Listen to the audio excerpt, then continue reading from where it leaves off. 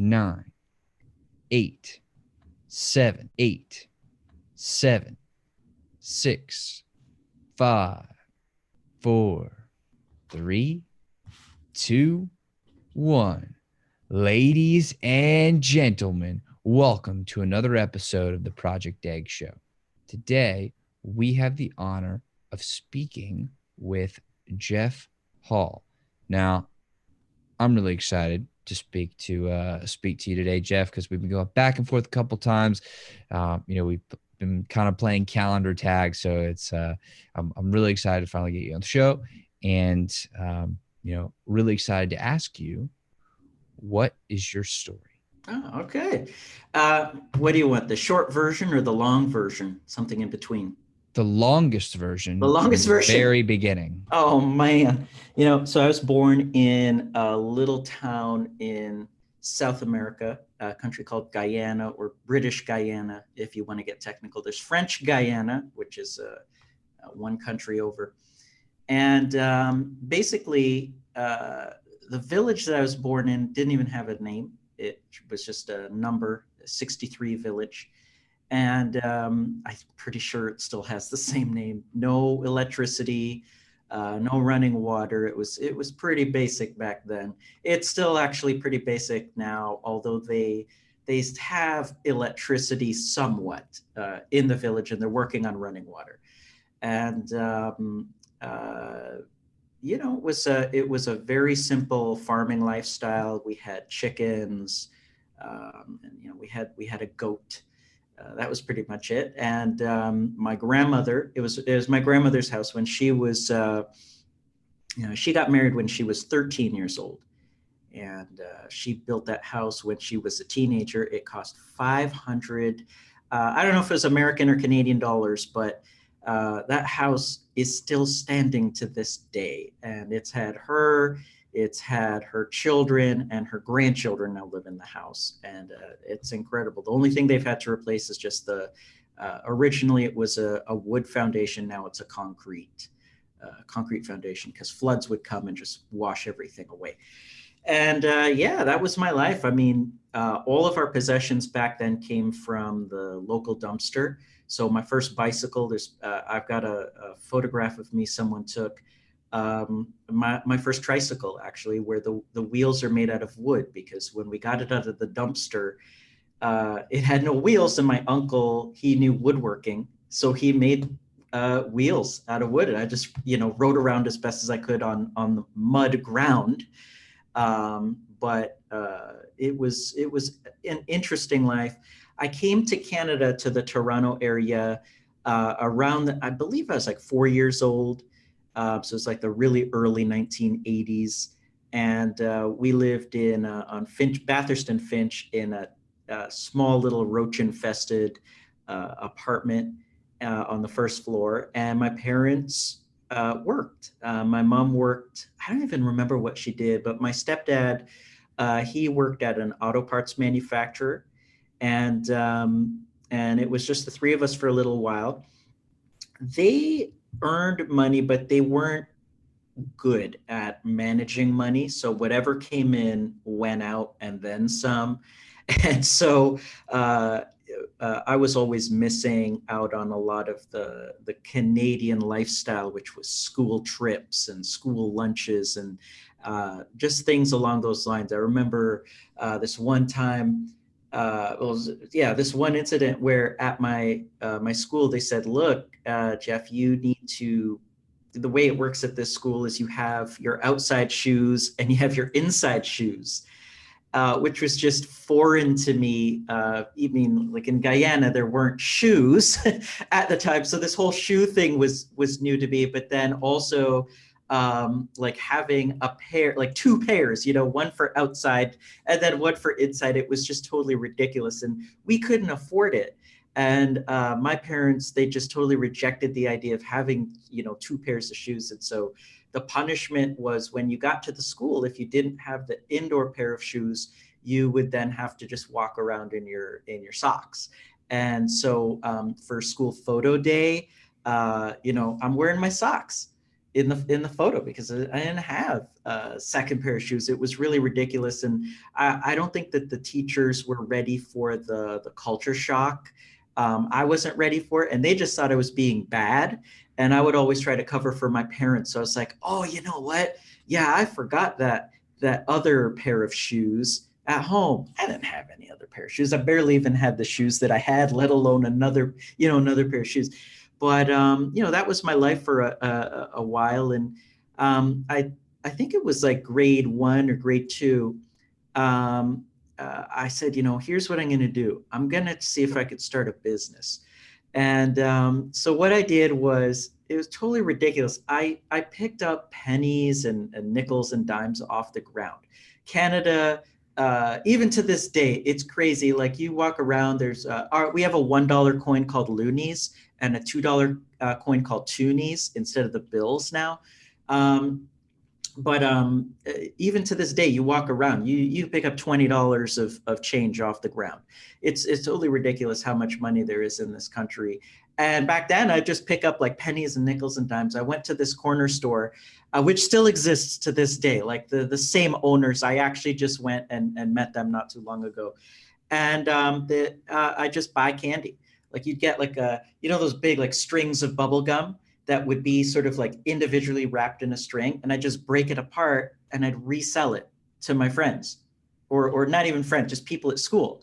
And I was this little kid, this little dork, grade 1 or grade 2, I don't remember. And I'd just be selling like, hey, buy this bubble gum. And I didn't have a pricing strategy or anything. It was just like, I know I spent like 35 cents on this and I need to make more, as long as I make more. And some of the kids were like, oh, here's $10. And I'm like, $10. Okay. And I had this little plastic piggy bank. It was like in the shape of a bear. And I just put the money in there. And when it came time for school trips, I would just pay and I'd like sign my parents' name. I just forged their signature and I'd be going on school trips. And one day my mom is like cleaning the apartment and she's like, what is this? There's just like a whole bunch of money in your piggy bank. I got a spanking, and I say spanking, but it was a lot more than a spanking. And then they confiscated the money. And so I had to come up with like better ways to hide my money and stuff like that. It was really, really, every single thing was an uphill battle back then. And so, as time went on, I just kept doing stuff along those lines. I would have these little side hustles, these little side businesses that I would do, taking care of people's lawn, shoveling snow, whatever, anything, man. And I earned money. I went on school trips. I bought school supplies as much as I could. But when my parents caught on, they're like, this kid knows how to earn money. They wanted the money for themselves. So it was like, okay, well, we want you to work. We want you to earn money, but, you have to turn every penny over to us. So it's like back to just this lifestyle of missing out on everything. So by the time I was in like high school, I was earning like, I would say a couple $100 a week. And everything would go to them. So it's like, okay, school trips, nothing. Any kind of special event, school dances, everything. It was just even buying the photograph packages. I don't know how it works there, but the photographer would take your picture at school, but then you would have to buy packages of photos. We don't have any of me, and so it was just so discouraging to just like make a certain amount of money. And I have dreams, but my dreams get squashed all the time. And I remember. Am I running on too long, by the way, or am I? No, no, Okay. no. Please keep going. Okay. I remember, man, I remember it was like grade 8. My friend Tony, he got a computer, and he was one of the first kids in the class to get a computer. And he lived like 2 doors down from me in this townhouse complex. And he's showing me this computer. I'm like, this thing is like magic, man. It's just magic. And I was into like taking things apart. I take apart everything. I took apart like my sister's sewing machine, and I take things apart. I couldn't put them back together, but I take things out. Like if my neighbors threw something away and it was broken, I'd try to fix it. And in some cases, I was good at it. Like I would figure out, okay, this does this, this does that. Let me just figure it out. Or I take it to school and I like show my teacher, I'm trying to fix this thing. Can you help me? And sometimes they could, and most of the time they couldn't. And I just learned that way. I'd go to the library, I'd get books on electronics and stuff, and I'd say, what is a resistor? What is a capacitor? What is this? What does this do? And I would just learn. I'd learn that way. Man, I wish that back then there was YouTube or something. You just go to YouTube and you're like, this tutorial, that tutorial. How do you do this? How do you do that? Back then it was just like trial and error. Or if you were lucky enough to have a book, and the books were from the 70s or something like that. And that's how we learned stuff. And that's how I learned basic computer programming. It was from a textbook in high school. But back in grade 8, I remember, my friend Tony, we were in class. It was Mr. Morris's class. He's a great teacher. And I was making fun of Tony because he's talking about his computer all the time, right? Computer. Nobody else has a computer. I certainly didn't. And I started making fun of him. I'm like, hey, I'm Tony. I could do your taxes. I didn't even know what that meant, but I thought it was funny at the time. So Mr. Morris overheard me talking about the computer, and I don't know if he misunderstood, if he thought that I was a computer genius or something, because I wasn't, or if he just wanted me to be a computer genius. I don't know. And I've lost touch with him, so I can't even ask. But he's like, hey, Jeff, one of the school's computers is broken. You seem to be good with computers. If you could fix it, like, I'll give you as much time as you need. I'll give you full class credit. You don't have to do this assignment. You go fix it. I'm like, yeah, I'll give it a shot. And I go to this computer. It's like this old, oh man, it doesn't even exist. It was like it's not Linux. It was a Unix system. It was like a really ultra antiquated system. And it was just like an all-in-one keyboard monitor. It had like a trackball on the keyboard. And it was just like a text-based command prompt type computers, no graphics or anything. And I'm like, oh, what am I going to do? Like, I really don't want to fail. This teacher believes in me. I'm going to do what I can. And I'm just like going at it, just like using my maximum skill set, which was very little at the time. I fixed it. I fixed the machine. And from that day on, for grade 8 at least, every time the school had a broken computer, which was on a regular basis, well, do they pay this kid or not pay? Do they pay one of the techs to come in and fix it? It's expensive and there's a turnaround time. Or do they get this kid to do it for free and give me some class credit? So that they had me, I fixed all the computers, the library, the classrooms, the office, the main office computers. I was fixing, and it was great because it pushed me. I went to the library, and once I ran out of all the books that in the school library, there wasn't much on computers, so I had to go to like the public, the community library. I went to the public library. I'm reading all the books, computers, computer hardware, computer software, all that stuff, and I learned all about it. Well, when grade 9, I was like 15. What happened was I was bringing in so much money just doing stuff. Like I was I had all these little side hustles, man, snow plowing and all this little stuff. So it's like this business brought in a couple bucks, that business brought in a couple bucks, and so on. And my parents got into trouble because I was bringing in so much money and they weren't good at money. And, when you give money to people who are bad with money, it doesn't help them. It hurts them. And so it was like alcohol, cigarettes, and the worst thing, which was the casino, gambling. And they had gambled away all the money. We were going to lose the house. And so they're like, okay, Jeff, we need a certain amount of money. I don't remember the amount, but it was quite an insurmountable sum. It was several months of payments that we just had to come up with in one lump sum. We were gonna be evicted. I'm like, oh man, we had already been evicted a couple times, and I'm like, okay, I need to figure something out because going to school. I don't know what your opinion is about school, but man, I hated school. I wasn't good at school. My stomach was always burning with hunger. I always hated the quiet times in class because my stomach would always rumble so loud. Everybody would hear my stomach. They're like, "Why don't you eat something?" And I'm like, "Yeah, why don't I eat something? Like we don't have food in my house." So we got endless. We had beer stacked from the floor to the ceiling. We had beer bottles, but we didn't have food. And it's not we weren't making money. We were making money, but it was just going to the wrong places.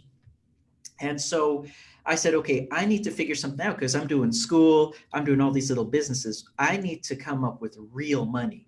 And the only thing I could really think of was if I help people with computer related stuff, that's the stuff that I'm really good at. And it seems to be the stuff where they like the results that I give them, and they trust me, and like to just let some person access your computer. Like you imagine just handing over your laptop to somebody today. It's or your phone or something, it's not something that people do today. It's not something that people did back then either. They had their all their personal files and stuff, which wasn't much, but it's still their files.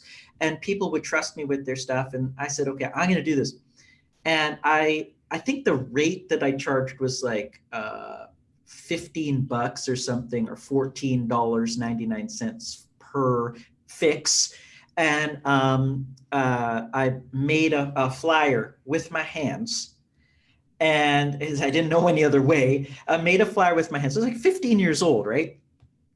And I put me and my buddy Steve, who was very usually in a very similar situation to me economically and socially and so on. By that time, it was like my mom was a single mom. I had a younger sister, and I had a grandmother as well. And so it was like a bunch of girls, and I felt like I'm the man. I need to come through for my family. I need to take care of my family, and so on. I didn't want to let them down. And also I was living a really miserable lifestyle that I didn't want to live.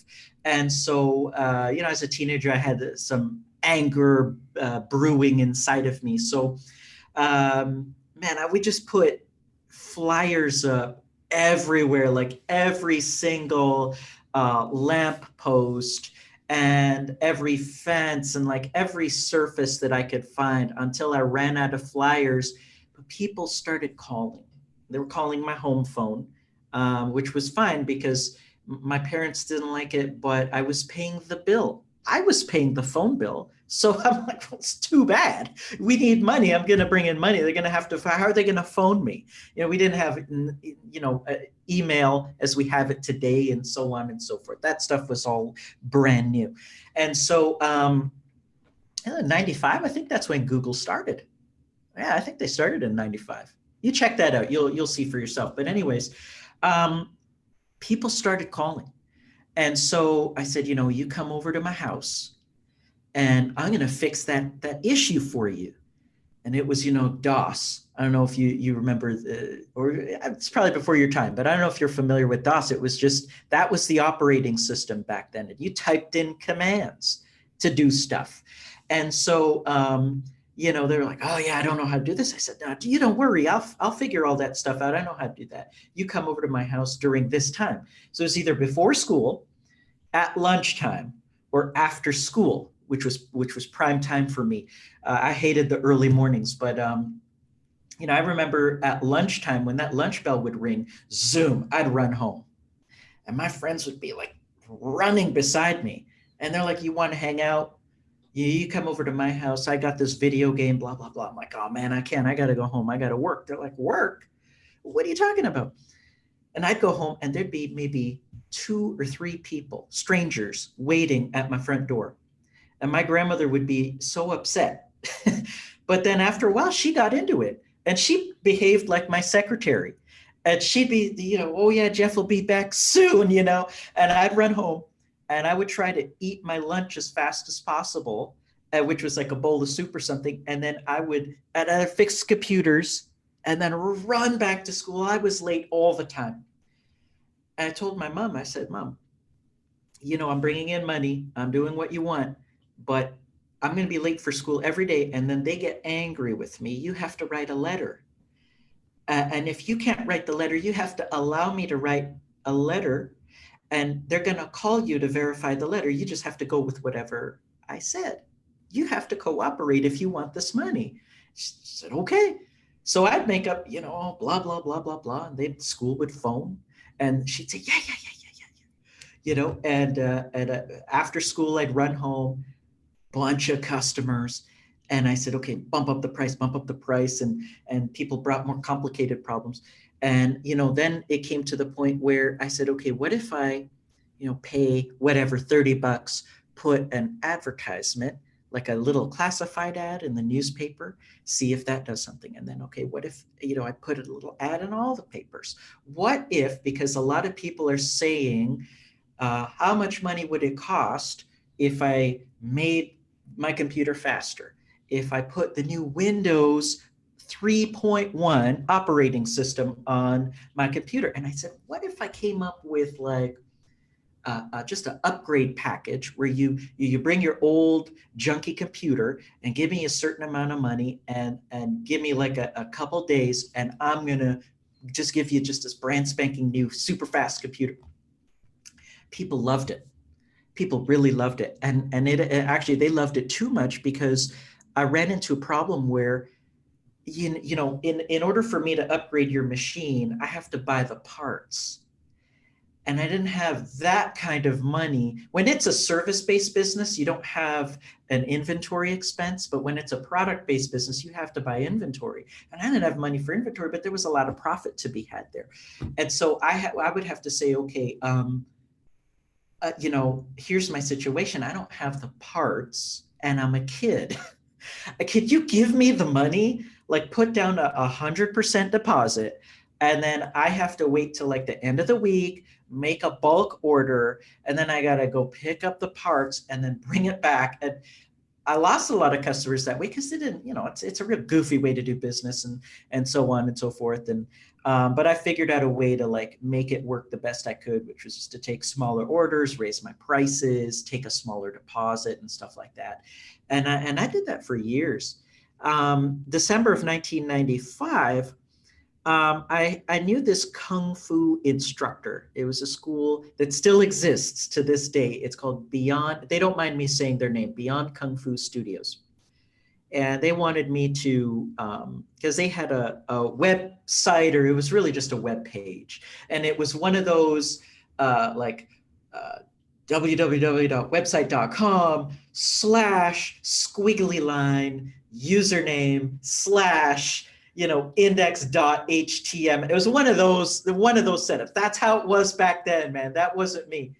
And they're like, could you like they were really forward thinking for, like a kung fu school, which teaches a martial art that's like 1,000 years old. They were looking towards the future. And they said, we think this internet thing's going to be the future. Can you figure out a way to make people go to this website and then book a free consultation? I'm like, yeah, I'll figure it out, man. I'll figure it out. Like, you came to me, I'm gonna figure it out. So it took some tinkering, and I'm so glad it was easier back then. And I mean, there wasn't a lot of competition back then, but it worked. It worked. I figured out like, how do you get into, now back then it was like Yahoo and Ask Jeeves and stuff like that. It wasn't, Google was nothing. And, anyways, figured it out. And they called me up. They're like, Jeff, whatever you're doing, it's working, because we got X numbers of people came in for a consultation or whatever, and so on. And I said, okay. I actually got free kung fu lessons that way. It was pretty cool. Um, so I said, okay, this is scalable. I didn't use the word scalable at the time because I was still young. I didn't know what that meant, scalable. But I was like, I could do more of this because this is like I'm just sitting in my like living room or whatever, my room. I don't remember, and I'm just doing it versus like going out buying parts, tinkering with parts, and like doing that whole thing with inventory. This is something where I'm able to do it, and I feel like I'm able to train other people to do it. So I could have a team of people, and it worked. Like I got a recommendation, and so on and so forth, and it was just I really took it from there. I'm still doing the same thing to this day at a more sophisticated level, I feel. I think that's the story in a nutshell. It's been a nice little uptrending graph with its ups and downs, but definitely, yeah, that's the story in a nutshell for you. That's incredible. What a story. So, what have been some of the biggest, most important lessons that you've learned along the way? Oh man, you got to manage your finances so well, and you got to manage it from day one. Because here's what happens: someone like me, coming from a situation of having no money and no access to money, and then got a little bit of money, and I went cuckoo crazy for a little bit, spending money like you wouldn't believe. Is a big mistake. And I would tell everybody, you get a good accountant, not a friend, not a family member, a stranger. And somebody who they don't have any other intention other than to do your taxes and manage your books, and you got a proper balance sheet and a proper income statement, and so on. And and you manage your money, and you need to think about financial principles and accounting principles, even if it's just for 15 minutes a day.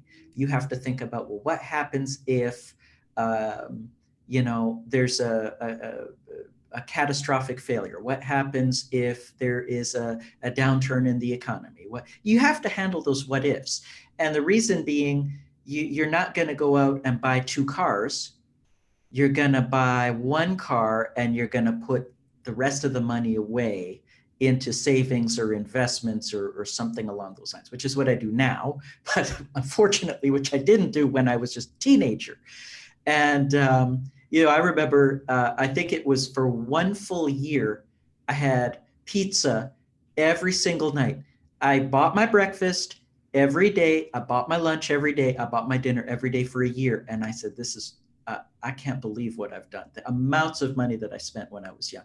So you have to manage your money. I made that mistake. And you know what, Ben, I'm glad I made the mistake when I was young, versus if I make that mistake now, uh, I'll get in big trouble because I have a team of people who are counting on me, for their own paychecks, and to support their own families. So I would, if I destroy the finances now, I've destroyed the lives of my whole team.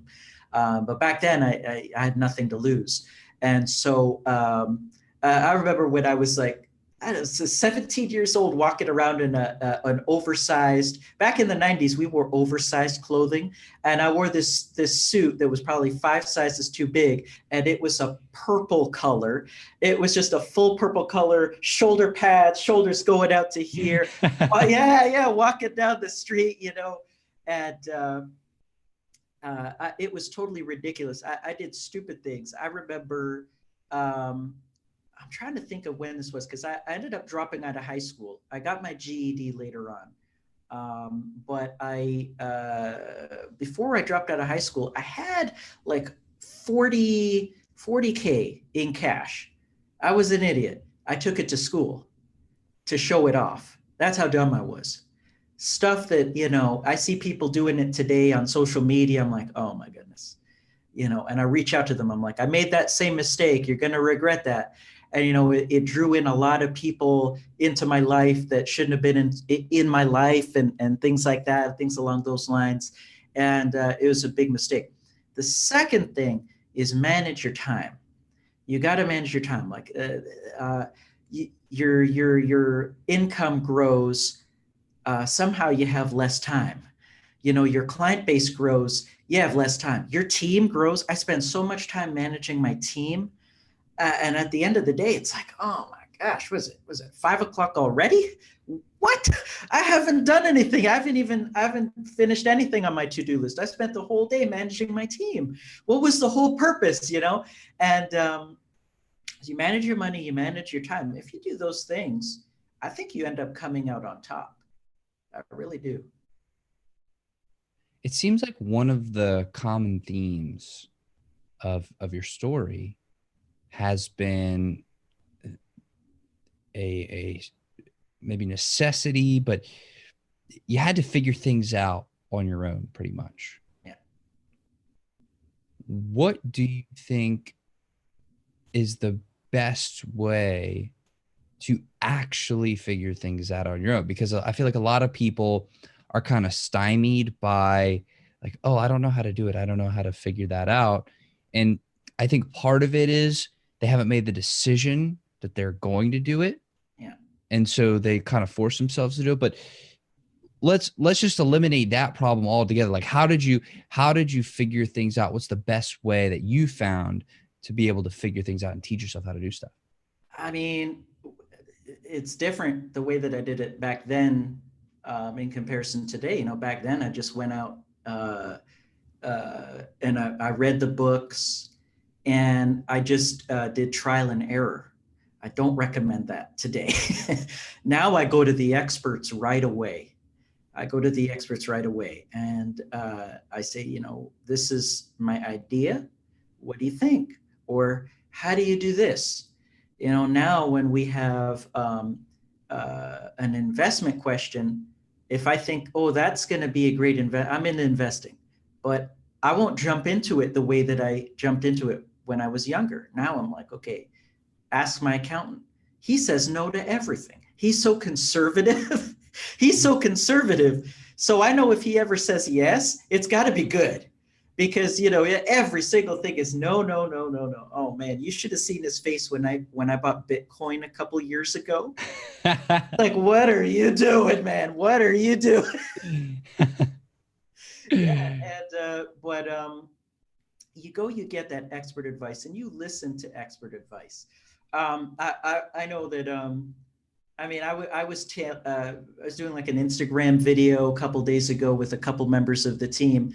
And I was saying, look, your doctor will get annoyed if you read a couple articles on WebMD or Wikipedia or anything like that, and then you think you know more than your doctor because you read a couple articles. It's great that you read the articles. You should read articles, but your doctor still knows more. And if you ever get to that state where you think that your doctor doesn't know what they're talking about, the solution is to get a different doctor. You get a second opinion. And actually good doctors will say, you can get a second opinion, and you should be suspicious if your doctor tries to stop you from getting a second opinion. My accountant will sometimes tell me, get a second opinion, and so you do it that way. Listen to your lawyer. Listen to the people who are giving you advice on whatever they're an expert at. And obviously that means you have to surround yourself with experts in that regard. You're not going to go to, and this goes back to what I was saying before, be careful about working with family and friends, because they might have either an ulterior motive, or they might be too cavalier in dealing with your situation. They might say, I don't have to put in the level of effort and professionalism with Ben because, he's my nephew or whatever. It's nothing. But if you get a stranger who has a vested interest, they have to get that paycheck from you. Well, they're going to do a really good job or a much better job.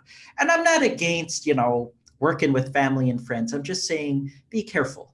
Be careful. You might want to, be surrounded with not just people who will say yes to you at every turn, or you also don't want to surround yourself with people that will say no to you at every turn. You want people. If I say to my mom, "Hey, mom, what do you think? I want to move far, far away from you." My mom lives just a couple blocks over from me. If I say, "Mom, I want to move to Australia," or something like that, she's going to say no, right? But what if that's in my best interest? Maybe you ask a couple other people. Maybe you ask 5 people instead of just one. And maybe you ask 5 of the right people. Now, on the other hand, should I go to, maybe there's a real estate agent who is in Australia and wants to sell me a house in Australia. And I say, "Hey, realtor, should I move to Australia?" Yeah. They're going to say, yeah. So be careful about who you ask. One person is more likely to say yeah, another person more likely to say no. You need to understand that maybe somebody wants to sell you something, or maybe somebody wants to keep you in their life, and you're going to get an answer that is weighted in one direction. So yeah.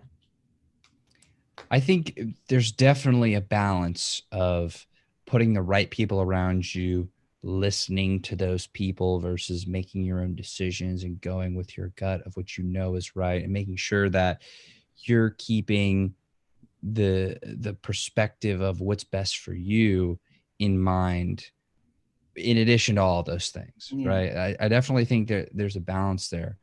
And I actually think about this a lot. So I'm glad the conversation has gone this way. But if you think about people, some incredible people, financially speaking, in history, who defied all the odds and didn't listen to anybody when they said, "Don't do this, don't do that," right? So there's always that chance that maybe all the experts are saying to zig, but really you should zag, right? So it's like, how have you dealt with that, where maybe somebody who is a trusted advisor is totally an expert there saying one thing, but you feel in your gut it should be a certain way? Like, how do you make those kinds of decisions? I mean, I at that stage, I say, okay, well, how much am I willing to lose? How much time am I willing to lose? How much money am I willing to lose? Because I find that even if an expert is wrong about, one thing, they're probably right about 9 other things. So if I could at least listen to their overall, if the question is so extremely specific, every single expert's going to be wrong in one way or another. But maybe they're correct. I'm thinking about, let's say, Apple, right? Amazing corporation today, but at the brink of bankruptcy for a long, long, long time in the like 70s, 80s, whatever, and the founder at the time, according to him, he wouldn't listen to people. He's like, "No, I'm going to do this. I'm going to do that. I'm going to do this. I'm going to do that." And it's like, actually, you could have actually still done the thing you wanted to do, but do it a certain way that saves you years, and that maybe you do it in a different way where you can fail less. You're not going to lose $1 billion. You're going to lose 1 million. You're not going to lose 5 years of time. You're going to lose 1 year of time, and you do it that way. But yeah, you're right. You're right. There are times when you do have to just go out and be a trailblazer and do that. But just know that is a lonely path, man. That is a lonely path. And you will then, if you succeed, you become the expert. But I mean, for every Steve Jobs, I bet there's probably 100,000 other people who tried and failed. And what are the odds that you're going to be Steve Jobs? What are the odds that you're going to be one of the 100,000 that wanted to be? To this day, man, 2019, I know people that are like, "Oh, Google. Yeah, I had that idea." Okay, it's really easy to say, man. Like it's so easy to be like, yeah, I thought of that. I thought of the iPhone. Okay, well, the prize doesn't go to the person who thought of it. Prize goes to the person who did the went through the torture of bringing that dream into reality. It's brutal. Like I've actually given up on some projects just because I'm like, let somebody else go and go through the torture and I will invest. I will invest. You know, if they gain traction, please let me buy 5% of your company. I'm so glad to do it, and I'll take a seat on the board. But I just can't journey with you in any other way other than that. So that actually brings up an interesting point. What do you want to create as your legacy? Yeah. Ooh, that's a good one. You know what? So like from the year 2001 to now, I've taken in 15 children into my full-time care. And I would love for them to say that I did something good for them. Um, Something like above and beyond the call of duty. I've participated in the building of, I think it's like 17 orphanages now, 14 that are completed and running, and then there's 3 more that are currently under construction in Moldova. And so I would like for that to be something that hopefully lasts for a long time. And it's something that's impacting the lives of people long, long, long after I'm gone. Um, uh, the, the day-to-day routine that I do, like answering phone calls and emails and stuff like that, it's gonna die away one day. Like I die, that all dies.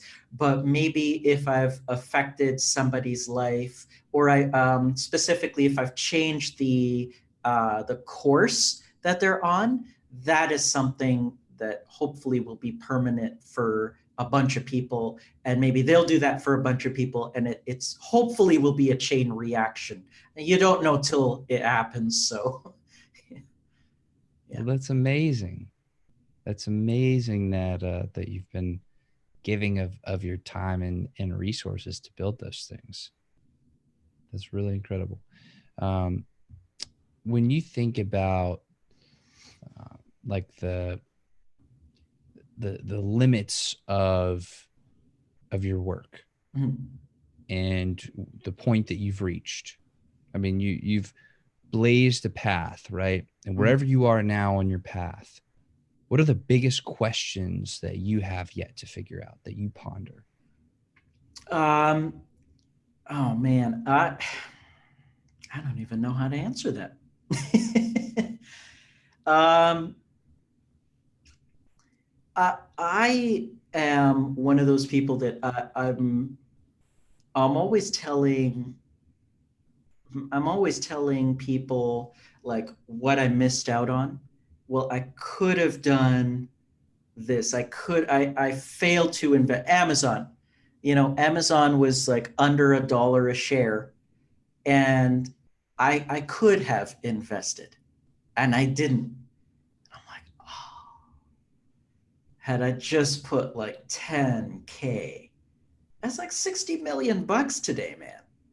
It's like 60 million. Uh, I'm kicking myself. And other opportunities along those lines. Like there's so many things that I could have done, and I didn't do them for no reason other than I'm like, meh, I'm gonna go bike riding. Have I optimized? Okay, maybe that. Hopefully, this answers your question. I just feel like my potential, let's just say that it's my potential out of 100, I've probably reached 10 out of 100. It's a fail. It's a total fail grade. You know, let's say 50 was a pass, or 51, whatever. 51 is a pass. I've totally failed. I've totally flunked it. I feel like I should have been able to do far more. And I tell that to my family, and my friends are like, "Get out of here." But for me, I mean, who should your harshest critic be? I mean, for me, my harshest critic is myself. Who's your harshest critic? Probably myself. Yeah, yeah. But I find that that's how I make the best progress. Not by thinking too highly of myself, but and also not by thinking too lowly, because that's unhealthy as well. But There's a balance. yeah, there's a balance, And if I think that my potential is way up there, well, I'm like, okay, I got a lot of work to do, man. I've got a lot of work to do. On the other hand, if there's an area of my life where I'm like, oh, that's it, I can't. There's nothing more. That's the way it was for me with school. I left school. I'm like, I can't do it. I went to a good high school. I love my high school. I was one of those fortunate people. I went to a good high school, I had good relationships with my teachers. To this day, I still have good relationships with some of those teachers.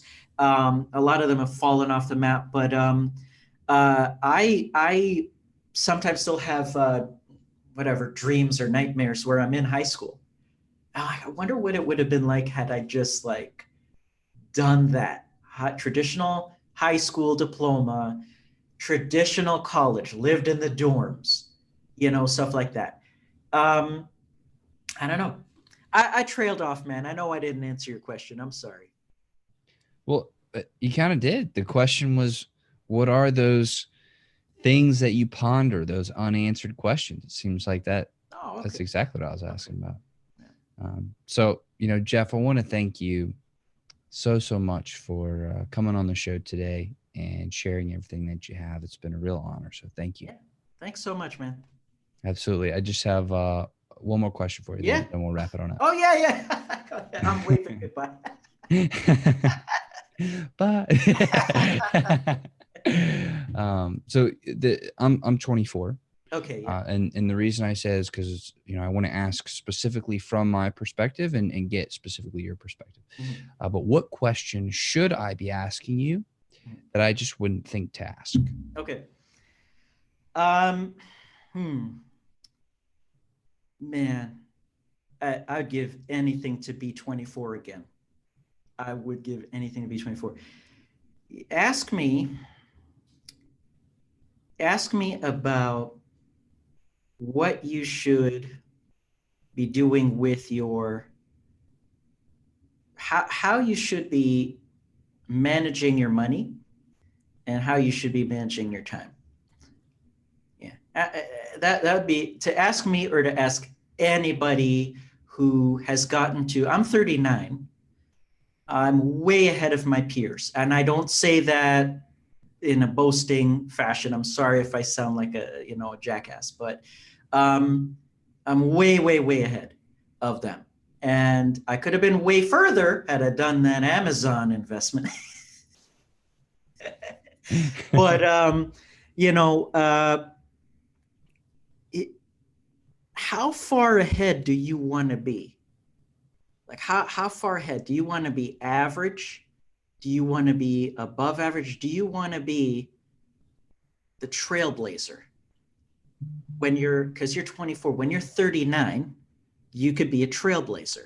You could be the guy that everybody's like, your phone's ringing off the hook or whatever technology we have, at that stage, but like, everybody's just, they want to interview you. You're the one on TV. You're the one on radio, the podcasts, the blogs. Everybody's talking about you, man. It's hashtag Ben, because they want to know, well, what do you have to do now to get there? Do that. Do that. And you just have to be so focused on that. And I mean, I know this guy who, oh my gosh, he's is he like 20, he's like 21 years old. He's earning like 600 grand a year. 2 years ago was earning 50. And he said, he's like, what's the one thing I have to do? You're not going to believe this. He had to dump his girlfriend. He dumped his girlfriend. And that was like the one thing he credits to, like, he credits a lot of other stuff too, like hard work and working long hours and so on and so forth. But he's like, yeah, one thing I did was dump my girlfriend. I'm like, I never thought of that. He's probably going to be a trailblazer, but like, man, you might have to do something vicious like that. I'm not recommending that to any you or any of your listeners or anything like that. But I mean, trailblazer, look at what's the, I mentioned Steve Jobs. I think about some of the stuff he's done. Bill Gates, a trailblazer. Warren Buffett, a trailblazer. I mean, those are like guys that are, you know, they're out of this world, man. They're out of this world. The things that they've done. Um, yeah, ask that. You're going to be my age eventually. Where do you want to be? I'm asking. Yeah. Well, the thing is, you got to figure it out. Where do you want to be? Do you want to have, uh, uh, you know, I would tell you have really strong finances. You're in America. That's easy. That's easy. If I was still living in Guyana, not easy, not easy. Canada and America, it is easy. It's basic math. Earn a certain amount of money. Don't spend it all. Whatever's left over, you invest it. You get that money working for you, and you scale up. Easy. You could do that if you're working at a coffee shop. You could do that whether you're a hotshot lawyer. You could do that if you're a successful business person. That's what I love about, countries like Canada, developed countries. You could do that kind of thing. You can't do that everywhere in the world. Maintain good relationships. I am a workaholic, so I end up messing up some relationships just because people didn't see me for years on end. Don't do what I did. Maintain your relationships, because what's the point if you have all the money in the world and you don't have anybody to really enjoy it with? So don't do that. Maintain your relationships. Okay, on the flip side, if there are people sucking the life out of you, you might need to use the block function, in more ways than one, because they're going to hold you back. And trailblazers, they got to let go of people. And then finally, take care of your health. Oh man, if I could be young again, I was young, unlimited energy, I had a nice head of hair, all that stuff. I had abs. There was a time I had abs. I can't show you my stomach today. It's bad. It's in bad shape, man. Just take care of your health. You do a couple crunches every day, and then when you're my age, you'll be fine. You're enjoying your money, you're enjoying your relationships, you're enjoying your health. What else is there? I don't know. Yeah, that's it. You got it all. Don't lose it. That's awesome. Well, again, Jeff, thank you so much for coming on the show and sharing everything that you have. I really do appreciate it, and um, you know, very grateful that we got to have this conversation. So thank you. Okay, bye for real now. But to everybody who's watching and listening, I also want to say thank y'all very, very much for being a part of this.